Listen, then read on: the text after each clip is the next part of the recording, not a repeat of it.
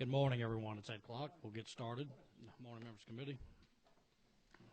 I appreciate everyone being here bright and early on a Wednesday rainy morning.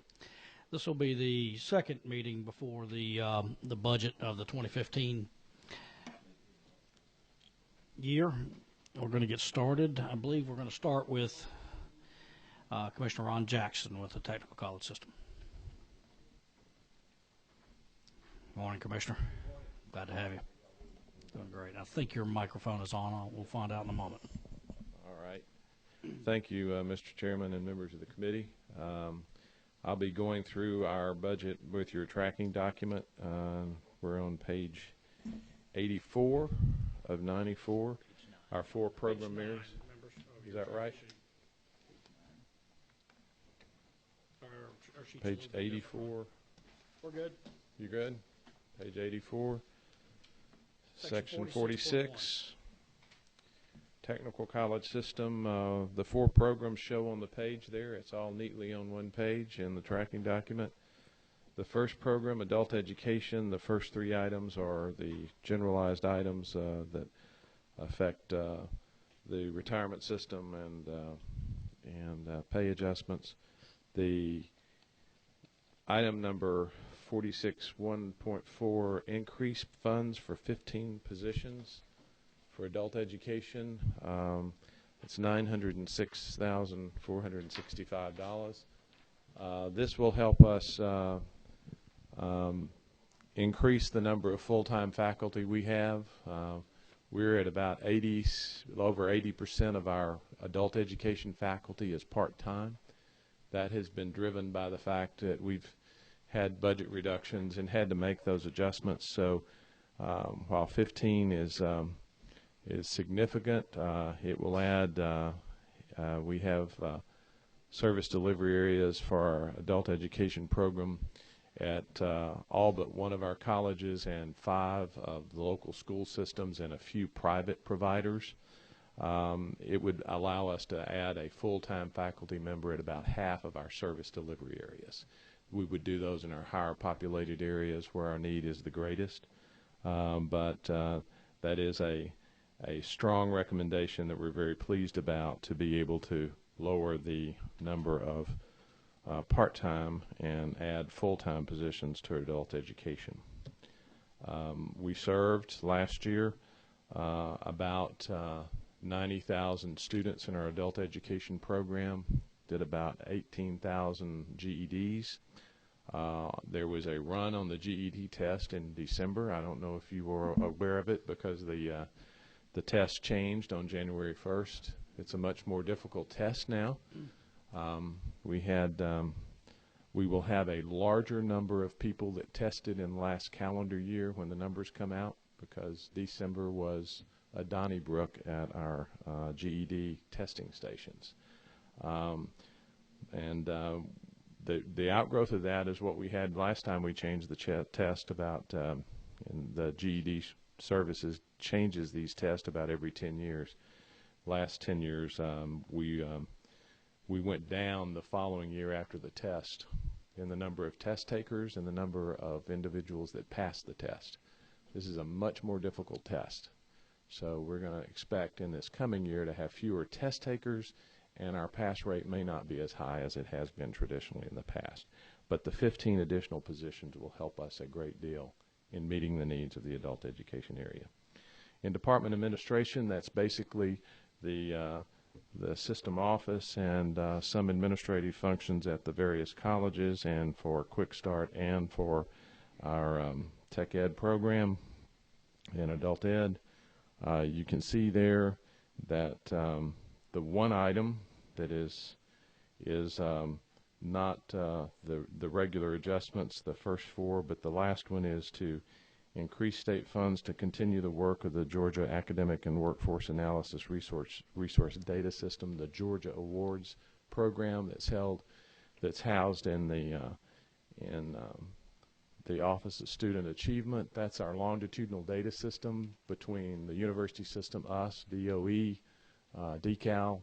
That's where we are creating the ability to track our students, not individually but collectively, to know how we're doing.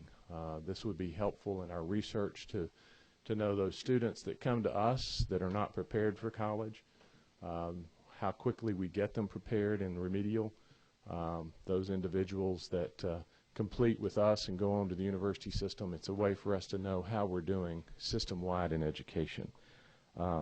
This is a support piece to the federal program of Race to the Top. Those funds, as it relates to the longitudinal data system, have been incredibly supportive, no matter what we think about using federal funds. But I can tell you, for my time in state government here in Georgia, we've been working on a longitudinal data system for the last 25 years to try to know how well we're doing across our educational enterprise. It's an important piece of work, and we think that that investment is important to make sure that we keep that data system up, running, and valuable to all of our systems. On Quick Start, there is no additional funds in the operating that you see here added. There are some additional funds in bonds, and I know we're going to talk about it, to purchase some additional equipment, which is important to us. But Quick Start had no additional funds added, staying the same as they have been. In our Tech Ed program, that's our biggest program, as you can see, $297 million total. The last four items, 4.5, 4.6, 4.7, 4.8, I'll speak to. The one 4.5 is a $500,000 ad for precision manufacturing at Savannah Technical College. Number one, that's to support existing industry that is there.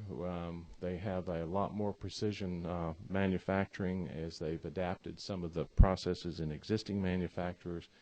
And I must tell you that we've lost several potential companies in the Savannah and Chatham area that needed precision manufacturing workforce, and we just haven't had that program and the ability to ramp that program up fast enough in order to make those companies select. So we strongly believe a commitment to bring that program up and have it implemented at Savannah Tech. It's an expensive program because it requires some equipment and it requires some specialized individuals, but it's an important add as far as we're concerned to provide the programming we need to both support the industry that is there. As you know, Gulfstream Aviation is a big component there, and from a precision manufacturing piece, we need to increase our workforce there and have it available for companies that are looking to relocate to Georgia in that area. 4.6 is an important $3.6 million ad to purchase books for students that are dually enrolled in high school. One of our biggest challenges to attract high schools into the dual enrollment program is who's going to pay for the textbooks. Quite frankly, we can waive some of the tuition that's not paid for by HOPE for those high school students, but the books are always a problem. The college, in some cases where we're successful with our dual enrollment, we pay for the books. In some cases, a high school will have the funds to do it, but with their cuts, they've not been able to purchase those textbooks for those programs. The $3.6 million will allow us to purchase books for students that are dually enrolled in college-level courses while they're in high school. That takes away a barrier for us that many high schools say we just can't participate in the program because we can't afford the books. And if our colleges, some of our smaller colleges can't, it's just a barrier. So this $3.6 million, we think, will increase the number of dually enrolled students that we have that are gaining college credit while they're in high school. And that incentive is critically important. Increase the funds then 25 positions for data infrastructure to enhance our Complete College Georgia program. That's where the university system and we have committed that we will produce 250,000 additional graduates between now and 2020 over our current levels. In our system, that's about 50,000 students that the technical colleges will do between now and 2020. In order to do that, this is 25 positions. This is 25 student navigators who will basically be advisors to students, and about $900,000 for software infrastructure that will alert us when a student is not showing up for class, the student is not performing well, has made a couple of failing grades on quizzes or tests. That comes into the system. The advisor then reaches out to that student personally, calls them in, what's going on, what's the problem. It's intrusive advising that helps us get that student back on track. To put an advisor on every one of our college campuses with the infrastructure to do that. They've had great success with this type of program at Georgia State University. They've had higher graduation rates, particularly in some of the difficult groups to deal with. We've got a lot higher graduation rates. We think it will help us get students to graduate faster, to get them to take full-level courses, full-time courses, and we think that investment of almost $2.6 million is an excellent investment, and we're excited about that potential. And finally, the last one is provide funding for the formula growth based on 2.9% increase in our square footage. That's just operational dollars, $4.5 million that increases the total amount of square footage that we have. Our operating dollars are never enough, but we're glad to have the addition of 4.5 for that additional square footage. And Mr. Chairman, I'll be glad to answer any questions. That is the full extent of the ads and the reasons why these ads are important to us. But I'll be glad to answer any questions the committee has. Thank you, Commissioner. You got a couple questions. First is Chairman Battles. Thank you, Commissioners. Good to see you again. Good to see you. How are you doing? Great.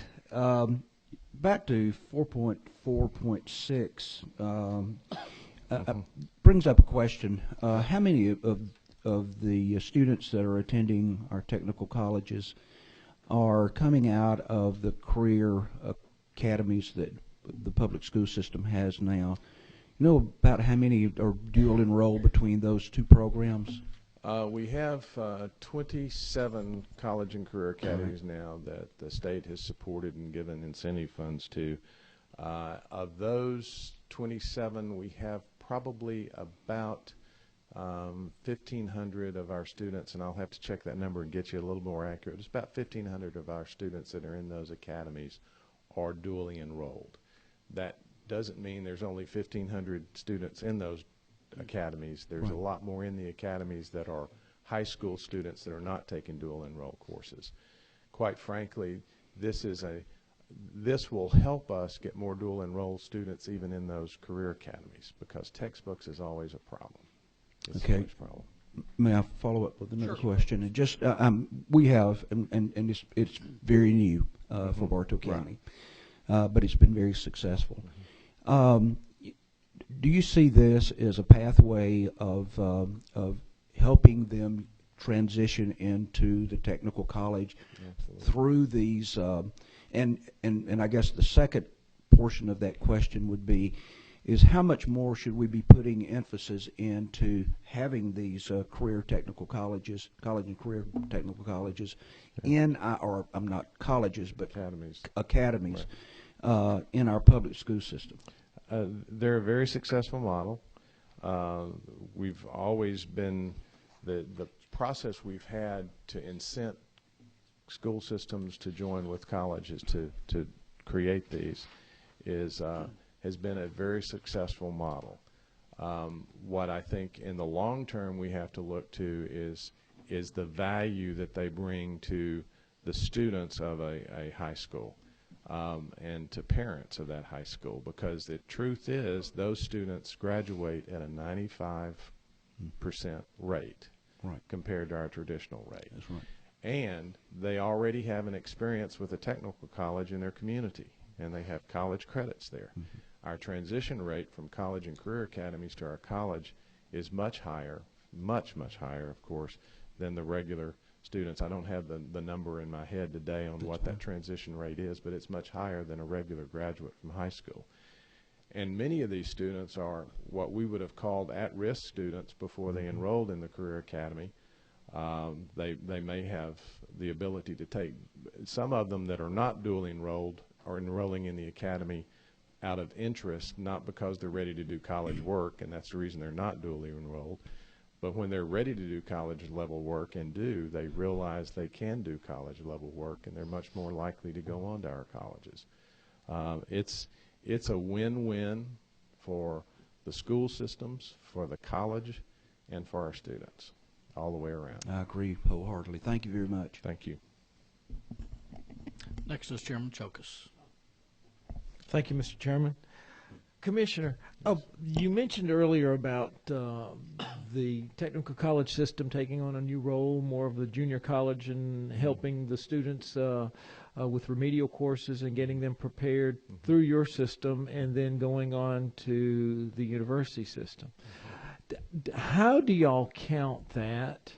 If they do y'all count that as a graduation for y'all, or is that how is that measured? Or the remedial, about 40% of the students that come to us straight out of high school require remediation. That's a tough number to wrap your head around. Basically, the university system, by their policies they adopted, reduced the number of colleges that will even do remedial courses, and then secondly, the ones that do will do less, because their research said if a student takes 3 or more remedial courses, they won't ever finish anything. So their policy was they needed to focus, with the budget cuts they had, they needed to focus on college credit courses more than remedial courses, which left us in the role of really being the go-to source for students that need remediation and can't get it at a university college or university. So what we expected, quite frankly, was to see a great increase in our remedial coursework and the percentage of students that showed up for remediation. We have not seen that. We may see that as that becomes more, as students become more aware that we're the go-to. We're not sure they've gotten the message where they go if they need remediation and they can't get into a university college. But at the end of the day, the remedial course, the way we keep up with it, we track them on how well they do, and if they pass those courses, do they go on into our regular college courses.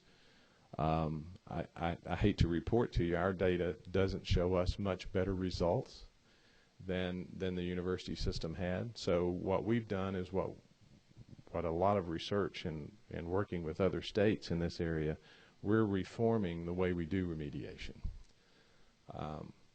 Sort of goes common sense. If you keep doing what you're doing, you're going to keep getting what you got.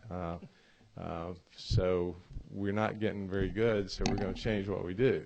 And we're looking at a model much like communities in schools, where we're doing self-paced, computer-aided, one instructor, because what we found is if you put those students that need remediation in a remedial course to prepare them for English, and college-level English, let's say, they're coming into that course at probably, if there's 30 kids in that class, 30 individuals in that class, they're probably at 30 different levels of capability.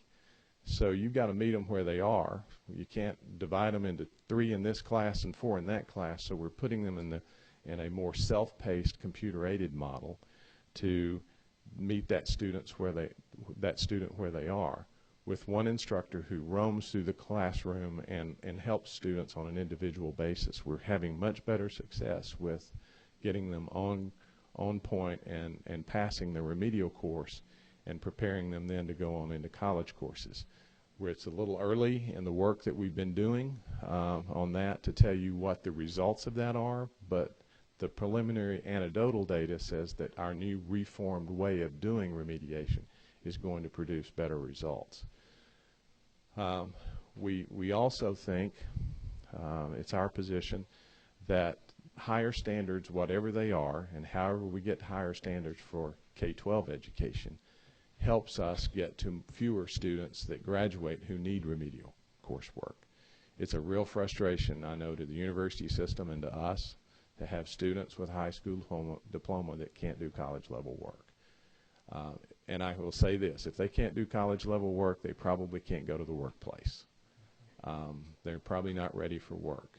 So it's a challenge for Georgia. We're working in the Alliance of Education Agency Heads with our partners at DOE and at DeCal to try to make sure that we have fewer and fewer people year after year and reduce the number of people that need remediation, and those that do, that we have a different way of delivering.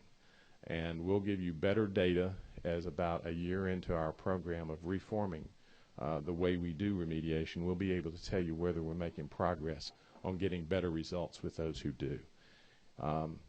Quite frankly, when we move to a performance-based funding formula for higher education, which we've had a task force that's looked at that, I think that will help us as well, because the tough part is in higher education and in any education funding formula, if you base it on enrollment, the deal is to get more students enrolled, whether they're remediation or whatever they are. Enrollment helps you earn more money. If you earn more money based on the results you get, the number of students that complete remediation successfully and go on to college and then graduate, that's a much better way to fund your outcomes. So we're supportive of that performance-based funding, but and I think it would be good eventually when we can do that for K-12 as well. We need to lower the number of students that need remediation. Now, for those students, those individuals that come to us at age 40, after they've been out of high school for 22 years, if they need a little remediation, God bless them, we're ready to do that. We need to do that. That's important. But for that group of students that come directly out of high school, we got to do better in Georgia. And we're working at the Alliance with our partners at DOE to make that happen. Perhaps a deduction from the individual school board salary is a bill back for remedial. That's an interesting concept. Commissioner, Yes. thank you very much. Did I get you right when you said 40% of the students need remediation? Yes. That are coming out of high school today? Yes, sir. That show up on our college campus. That show up on our college Yeah. camp. Well, thank you. I thought that was quite refreshing that you're able to look at new ways to deliver education. You know what we found in our Complete College Georgia program and working with our partner states that are part of Complete College America, this is a problem in every state. This is no different in every state in the union, no matter where it is. Remediation is a huge demand on our higher education system.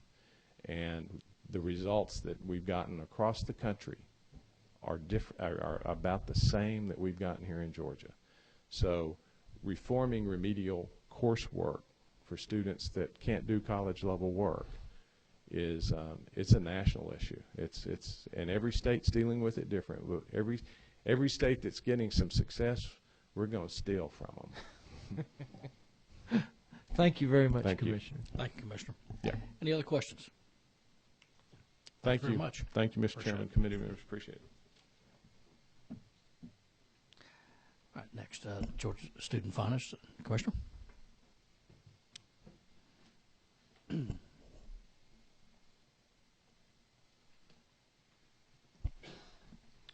Mr. Chairman, good morning. Thank you, members of Mr. the Ireland, committee. sorry. Good morning as well. Tracy Ireland with Student Finance. I'm working on section 44 of the budget tracking sheet. Mine says page 6 of 10. I suspect yours does as well. Call your attention to item 44.1 first. Is the Excel program, that is state general funds. That program seeks to assist students with earning college credit while in high school, as well as credit towards high school graduation. The amount in the recommendation here reflects a projected 25% increase over FY14.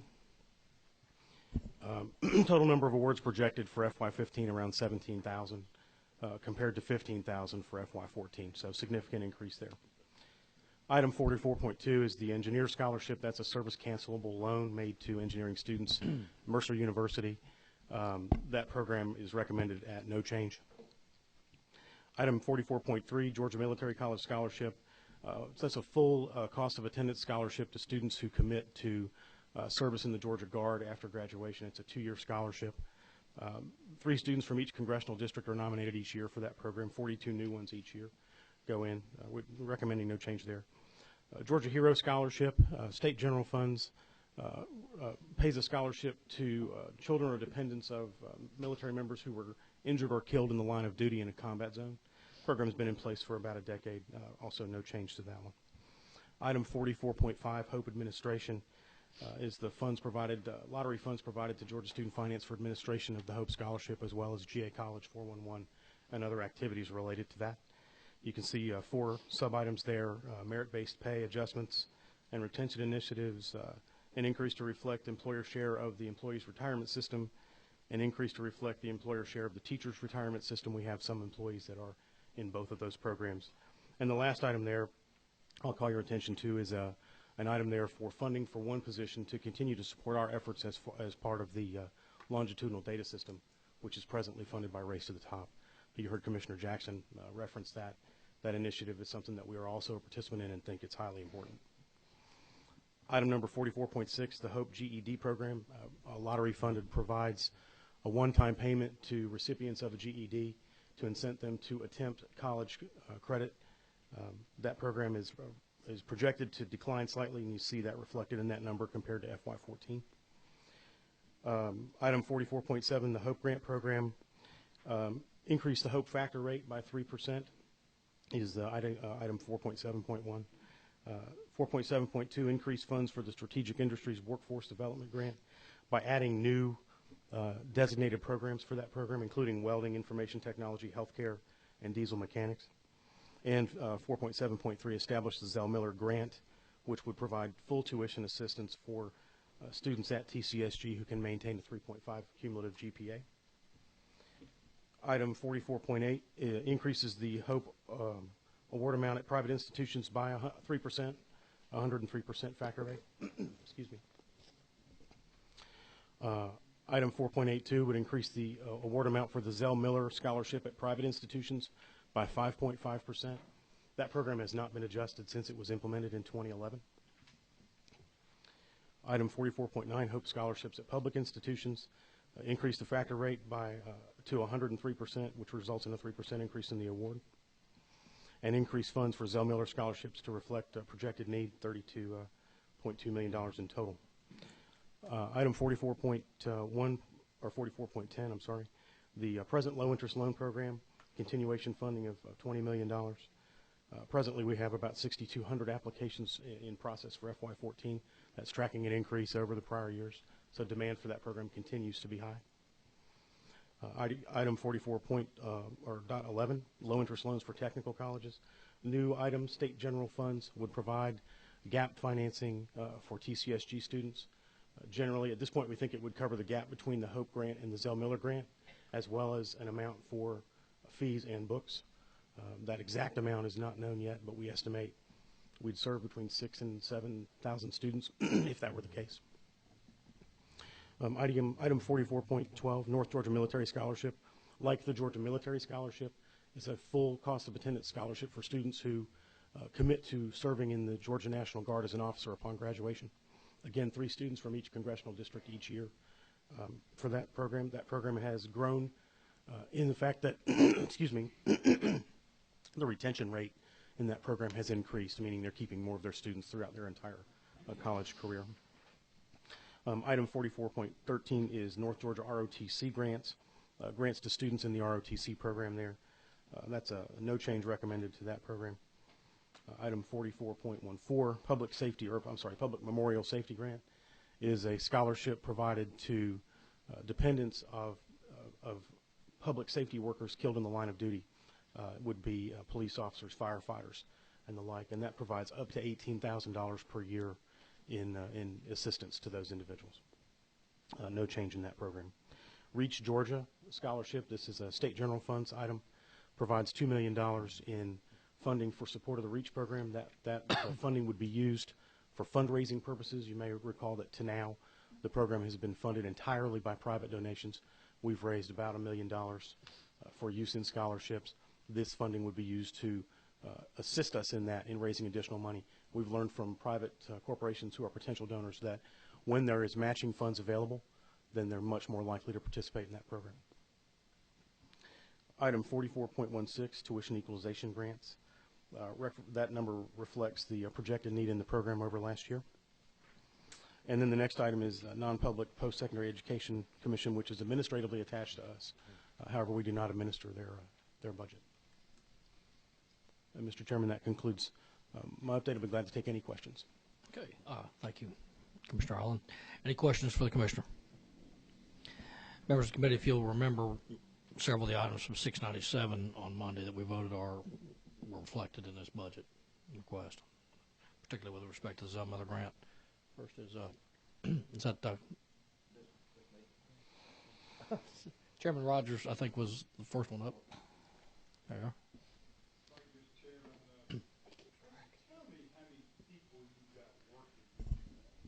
In total, we have about 150 full-time employees. Yes, sir. How many do the Hope administration? I see $8.1 million. How many people reflect that amount? I believe the number's about 36. I'll look over to my CFO, Dana Russell, for that exact number. 36. Yes, sir.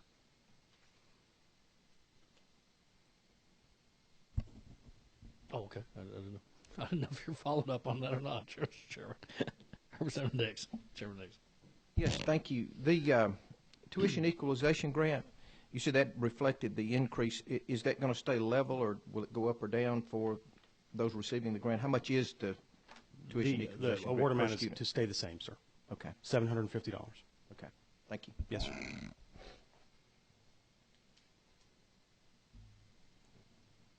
Okay, I see no further. Oh, there's another question. Chairman Fowles. 44.15. Explain that just a little bit. I'm not as familiar with that as I'd like to be. You said this was used for fundraising purposes. Yes, sir. Can you go a little deeper into that, please? I'd be happy to. Thank you. A little bit more background on the REACH program. It is the only need-based program that we offer right now in the state.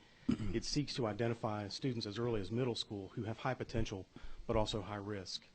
That provides those students with scholarship money, which is what the fundraising is for, as well as it provides mentoring and support for those students all the way through middle school and high school. Now, the funding here is designed for us to be used as matching funds for donations. For example, if AT&T were to come forward next year and say, we'll put in $50,000, then we would say, okay, AT&T, we'll match your $50,000 out of this money. Okay. And I believe this came through some legislation that was passed, or the governor put this in after a very successful program in my community, which was Cartersville and the Gate Key program. Yes, sir. And which has been overwhelming. And so this is that part that we celebrated over at Georgia Tech one day of starting this. Is that the program that this is speaking of? It is the exact program. Yes, sir. Well, fantastic. I compliment you on this, and I hope this can continue to increase. Thank you. We think that this will really help us scale the program out in a much broader way. It's great. Okay. All right. I see no further questions. Thank you very much, Trish. Okay. Next on the agenda is Tay Ryan from Georgia Public Broadcasting.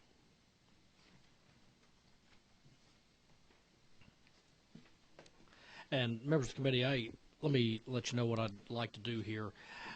Because this room doesn't have the audio-visual that the others, and with the snow days, all the committee hearing rooms tend to become very difficult to secure. So one of the things that I've talked about, Commissioner Ryan is going to give you a little bit of a background on the textbook initiative that she has here in her presentation, but I'm going to call another meeting after we get the budget out the door and do two things, at least: a full-fledged presentation on the electronic textbook initiative and on the advisement section from the Georgia State University. You saw some of the things that Commissioner Jackson talked about with that. I like that term, intrusive advisement. That way we don't continue to pay extra for out of our scholarship funds. And hope so. Just so you know that, Ms. Ryan. Thank you, Mr. Chairman.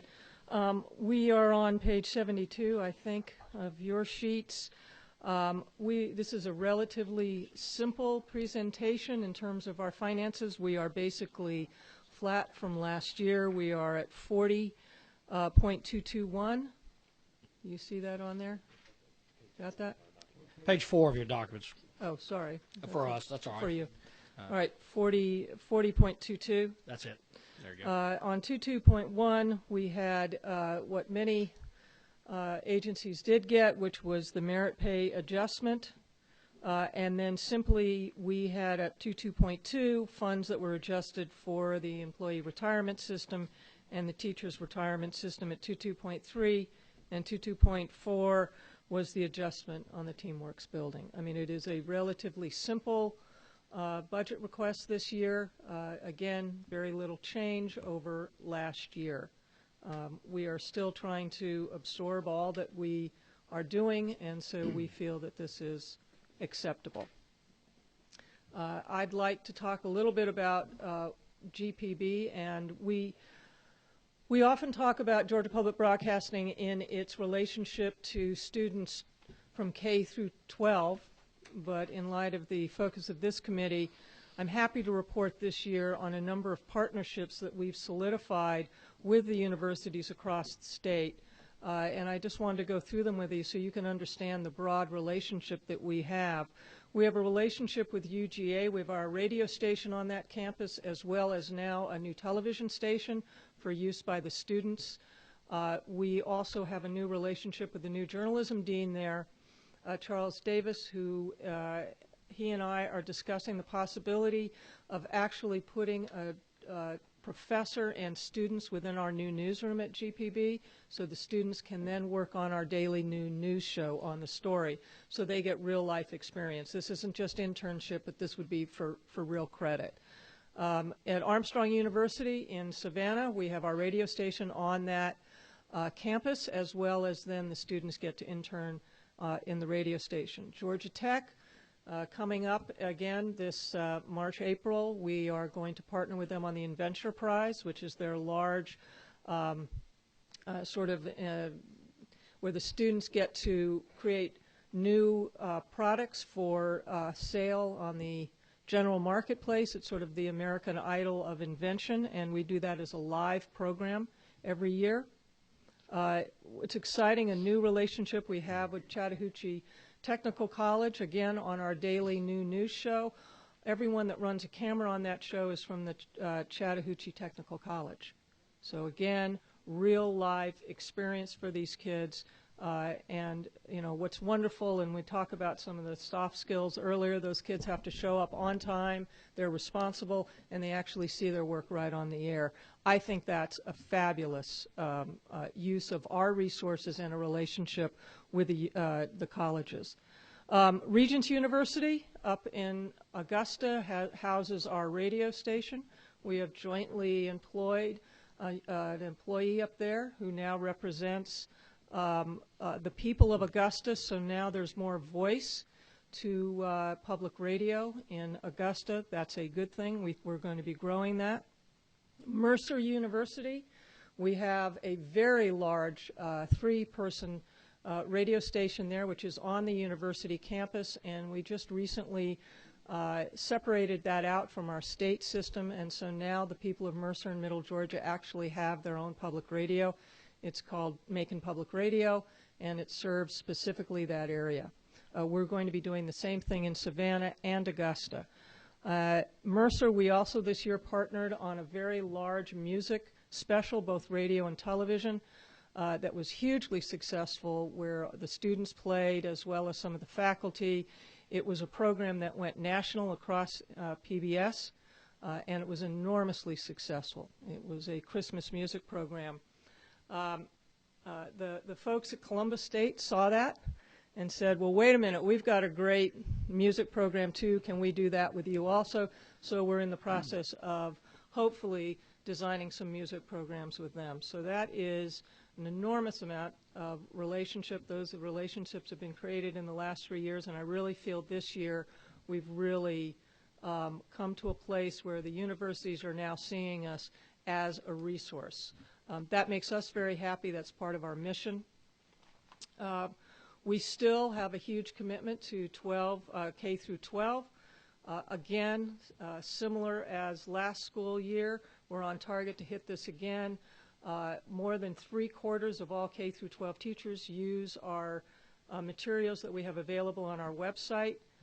Remember last year they downloaded material from us 5.5 million times from the resources that we provide to them. Those are all digital resources. We don't pretend to be educators. We're digital educators.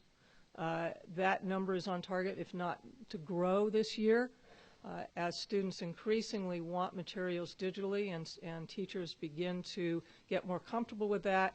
I actually think the load on GPB in the future is going to be much greater.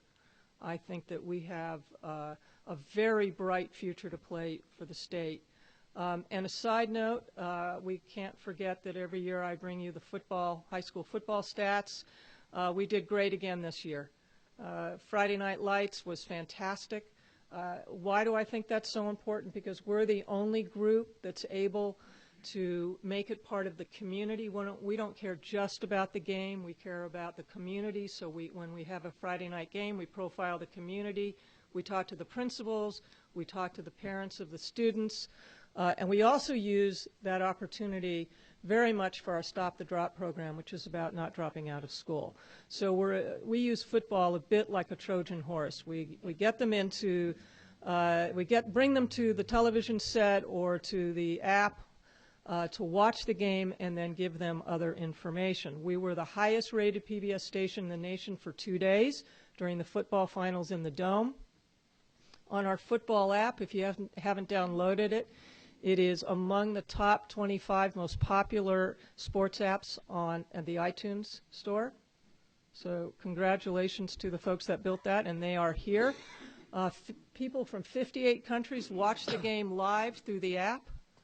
So when you think about the large reach of GPB and everything that we do and how we try to intersect with the educational community with kids of many different ages, it is a much broader platform than one can ever imagine. Our highlight, and what I promised you last year, was our digital textbook. And I've got some folks here who are going to show it to you, bring it around to show it to you very briefly.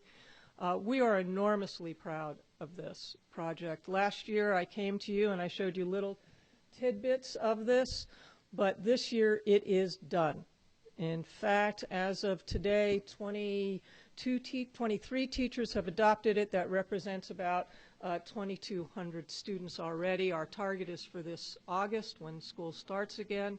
Our main goal for this next 6 months is to get the textbook adopted. That is the main goal. We realize we're still a little ahead of the game. Not every school system has the proper platform for this, but for heaven's sakes, as a state, we have to start somewhere, and so we are doing that. We're proud of this. It was not easy. Bill Overall and Andrew McCartney, raise your hands. These are the heroes of Georgia Public Broadcasting, the textbook. I get to talk to you about it, but they're the heroes. When I came to you and asked you for the financing to do this, we thought it would be relatively simple. Build it on the Apple platform that's been asked, that, you know, they touted how great you could build your textbooks on the Apple platform. Well, you can't. And they found that out the hard way. And the technology involved in this, instead of using the Apple as the Apple platform, basically like the foundation of your house, we thought we'd just build the house on that. Well, that foundation sunk. It's not strong enough. It's not big enough. So these fellows figured out how literally to build this from the ground up. So basically, what you allowed us to do was build a system and learn a system. You sent us to school, and now what we give back to the state is that we have very sophisticated knowledge on how to build textbooks, and we have the rights to the technology. So thank you for sending us to the school. Do you all want to come up and show one section?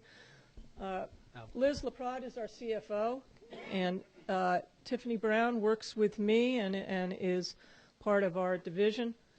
They're even able to adapt to this room, members of the committee. Yeah, this crowd. Just FYI, Commissioner Jackson, are you listening? That $3.6 million we just gave you for textbooks. We'd be happy to help. That's where I was going. We'd be happy to help with that too. Remind you that this is the 8th grade digital textbook. Georgia history, that's where we started. This is now available free for all the students in Georgia, about 128 students.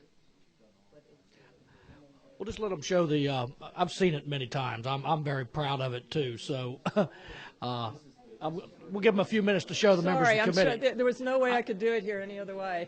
I'm thrilled with it. This is a little bit different. This is a different kind of committee hearing. So Sorry. Don't mean to cause chaos, Chairman. it's a good kind of chaos. Would you like to see? Here's one chapter of the textbook. We're going to have a full demonstration. And that's the textbook. Oh, which one? So this is the chapter on the Civil War. I've seen it. I think a great deal of it. I'm your biggest fan. So just show some of the other members for a minute, and then. It's already. Is it adopted? Yes, it's adopted. Yeah. And it goes on. Buck, have you seen it? Well, Oh, we yeah. just bought the rights to it. Andrew, I've It's seen already it. been adopted. You know what I think of it. Yeah. And now here, see, the more interactive that you can get, the better.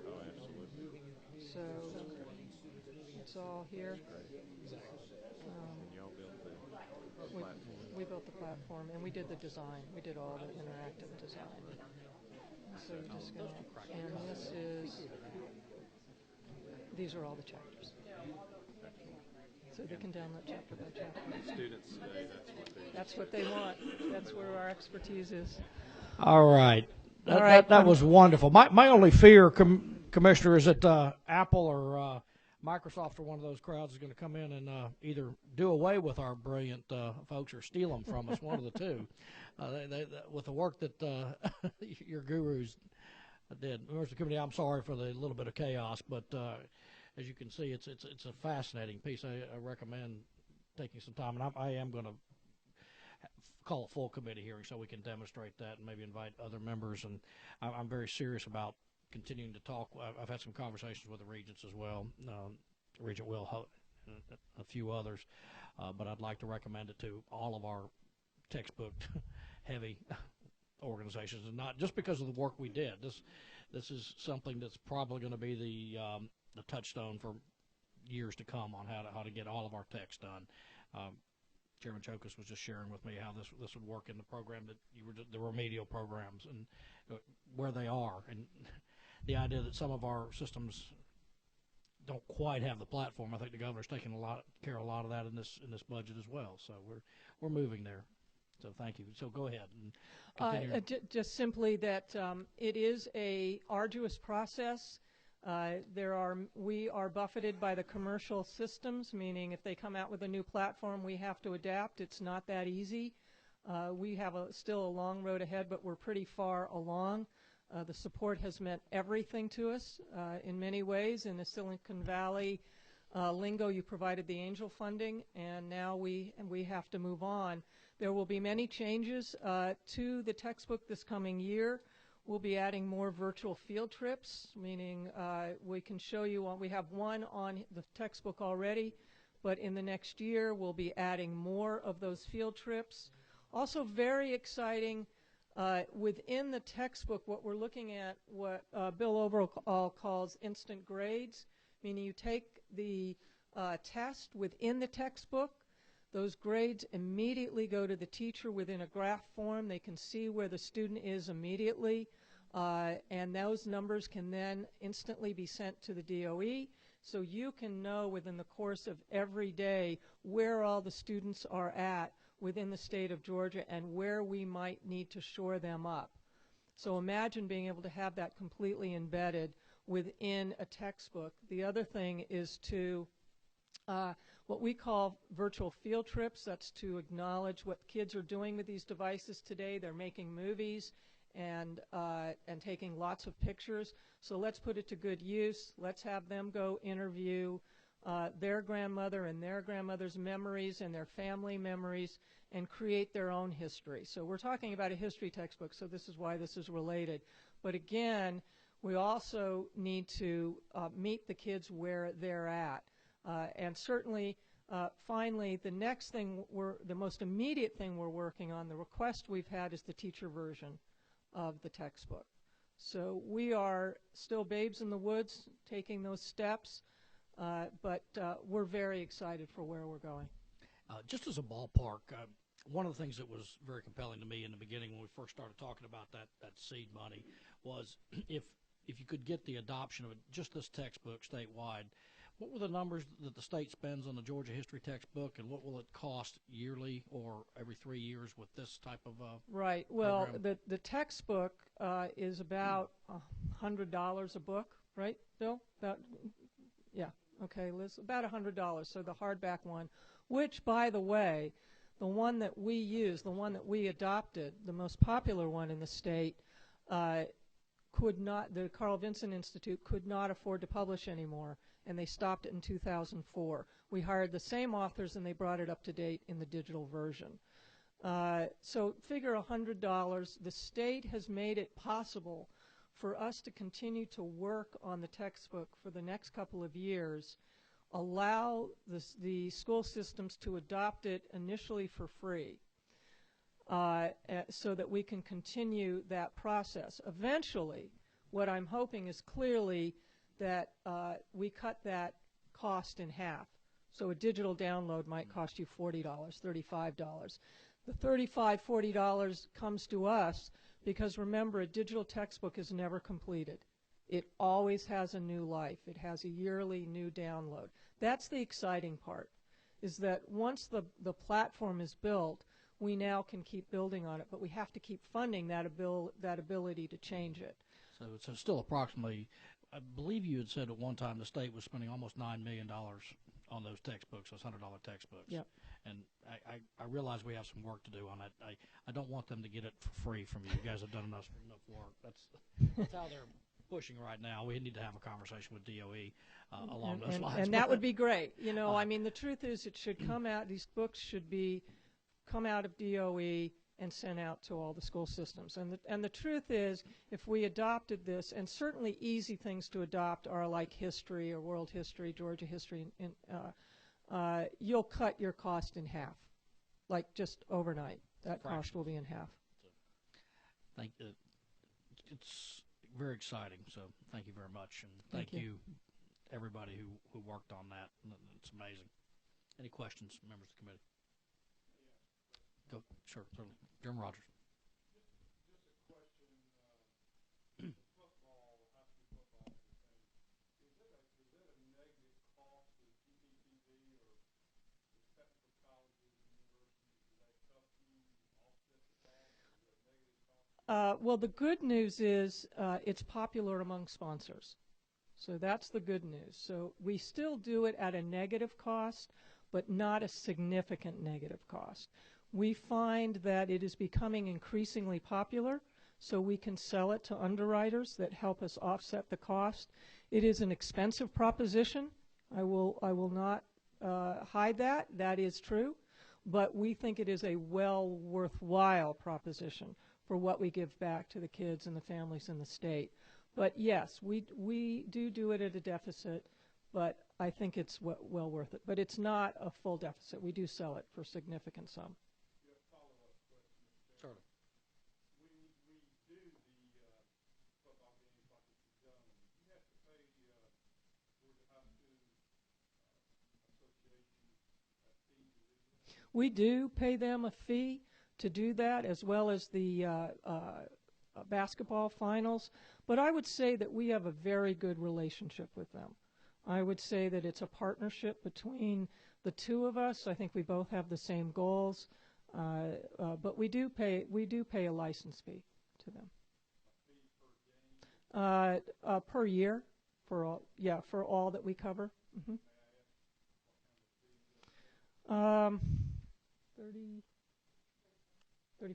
35,000. Mm-hmm. Mm-hmm. Chairman Williams. Thank you, Mr. Chairman. Thank you for a lot of positive news this morning. We appreciate that.